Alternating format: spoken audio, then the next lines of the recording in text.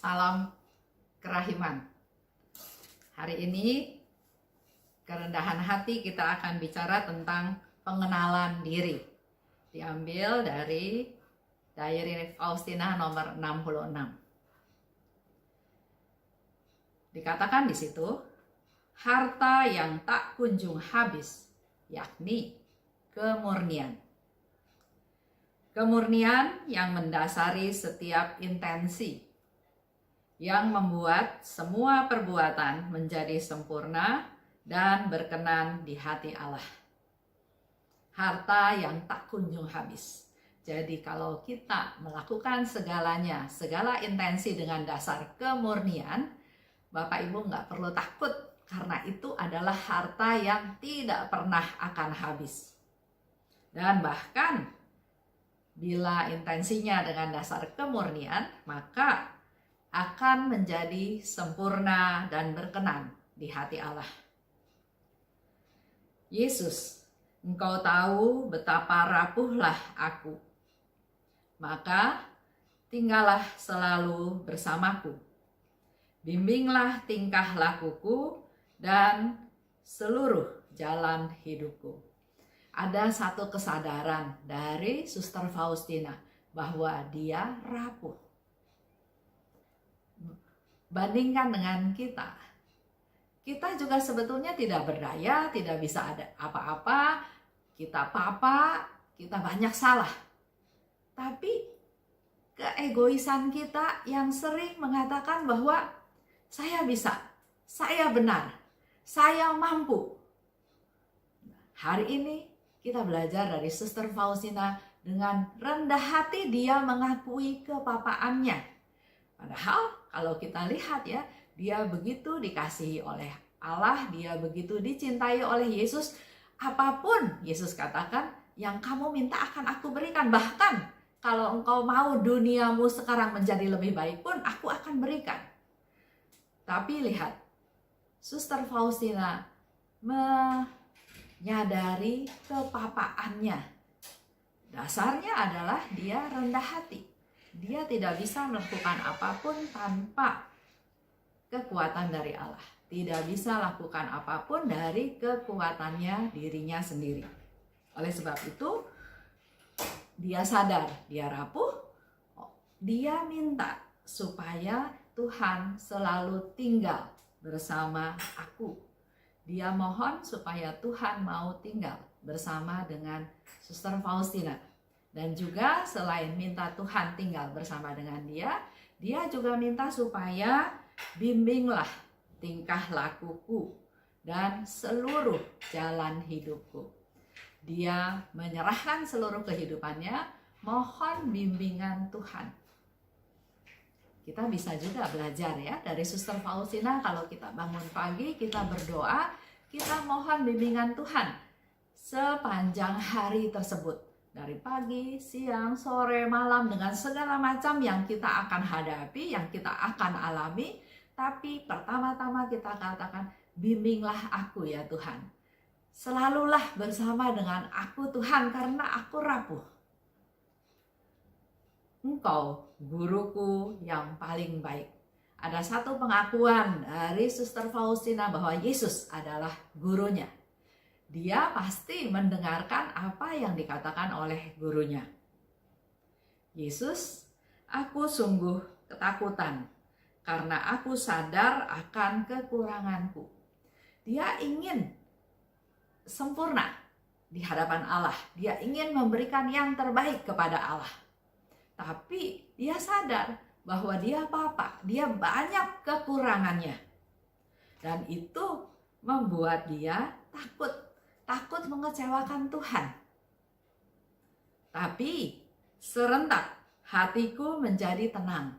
Walaupun dia sadar bahwa dia banyak kekurangan, tapi ketakutan itu serentak hilang dan dia menjadi tenang. Karena dia punya kepercayaan, dia punya iman bahwa kerahimanmu yang tidak terhingga, yang melampaui kekuranganku. Tuhan maklum, Tuhan tahu kekuranganku, dan semuanya itu diatasi oleh kerahimannya Tuhan. seperti kebakaan melampaui segala kefanaan. Keterbukaan jiwa ini memenuhi hatiku dengan kekuatanmu. Oh, sukacita yang mengalir dari pengenalan akan diri sendiri.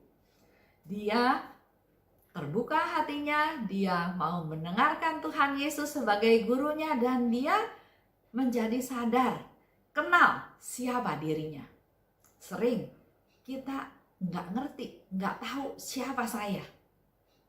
Karena saya ingin melakukan ini, ingin melakukan itu, dan ternyata kok gagal, kok nggak berhasil, kok banyak tantangan, kok banyak tentangan dari kiri kanan. Nah, kita untuk menjadi rendah hati perlu sadar, tahu, kenal siapa saya. Jangan memaksakan diri. Kesimpulan dari bacaan hari ini, Suster Faustina katakan, saya rapuh. Saya penuh kekurangan.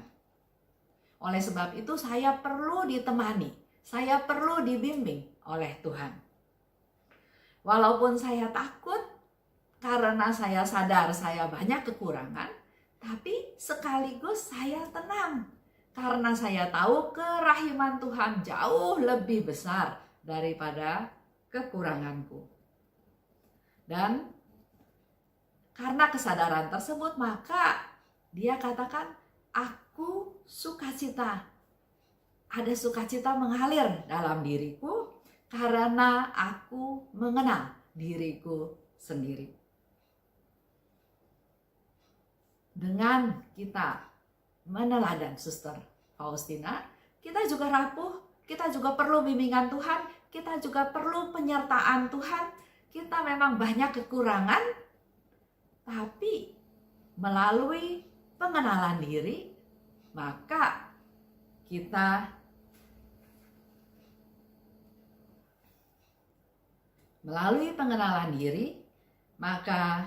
kita jadi bisa memaklumi orang lain, kekurangan orang lain, kelemahan orang lain, ketidakberdayaan orang lain. Setelah kita tahu siapa diri saya pun bukan siapa-siapa, saya pun papa. Maka dengan kita bisa mengerti orang lain, kita menjadi rendah hati. Nggak menuntut orang lain untuk bisa melakukan ini itu, tapi kita belajar menerima mereka apa adanya. Mari kita lakukan.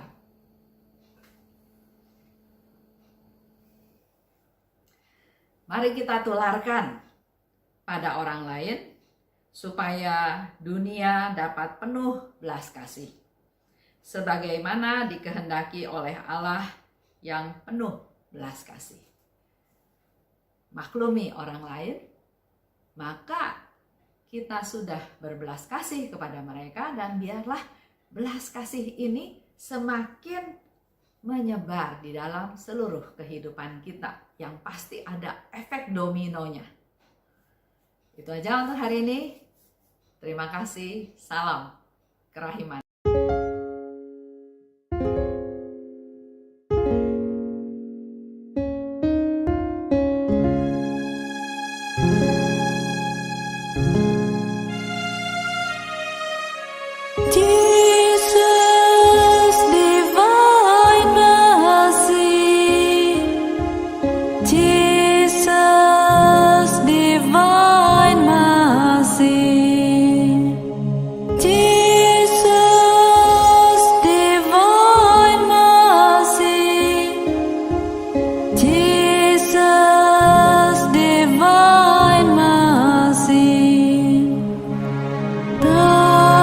That's my